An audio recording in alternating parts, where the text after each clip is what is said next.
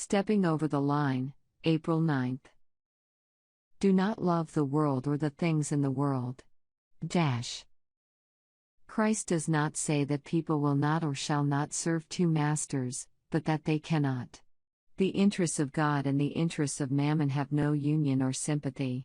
Just where the conscience of Christians warn them to forbear, to deny self, to stop, just there the worldlings step over the line, to indulge their selfish propensities.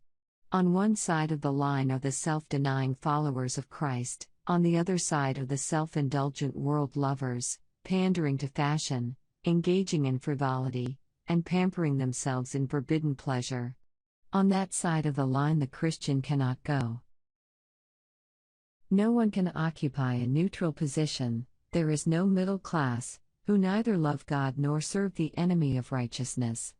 Christ is to live in his human agents and work through their faculties and act through their capabilities.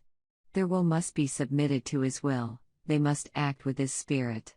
Then it is no more they that live, but Christ that lives in them.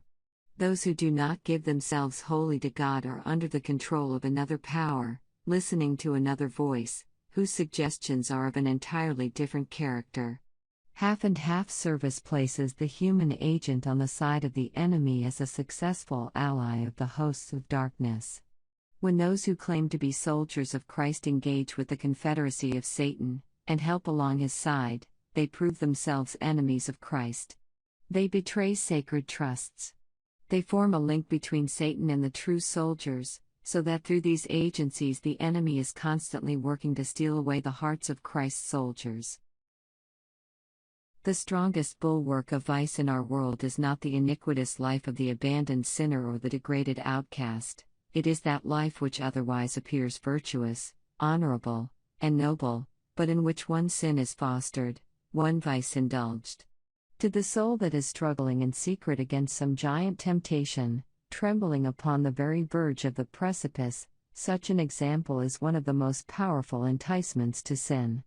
Anyone who, endowed with high conceptions of life and truth and honor, does yet willfully transgress one precept of God's holy law, has perverted his noble gifts into a lure to sin. Genius, talent, sympathy, even generous and kindly deeds, may become decoys of Satan to entice other souls over the precipice of ruin for this life and the life to come.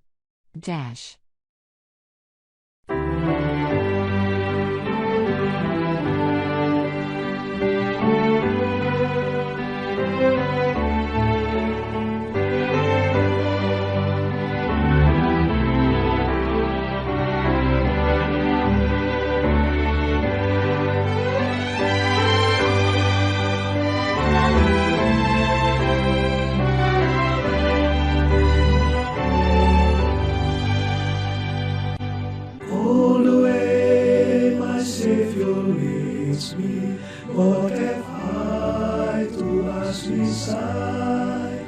Can I doubt his tender mercy, who through life has been my guide?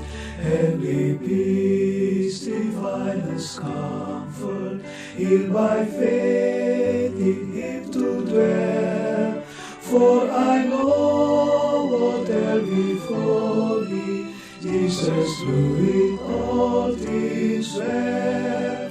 For I know what there before me, Jesus through it all things well. All the way my Savior leads me, till his winding path I tread, gives me grace for every trial, feeds me with the living bread. Though my weary steps may falter, and my soul athirst may be, gushing from the rock before me, Lord, a spring of joy I see. Gushing from the rock before me, Lord, a spring of joy I see. All the way my Savior leads me, all the fullness of His love. Perfect rest to me is promised in my Father's house above. When I wake to life immortal, in its light to rims of day, is my soul through endless ages. Jesus led me all the way. Is my soul through endless ages. Jesus led me all the way.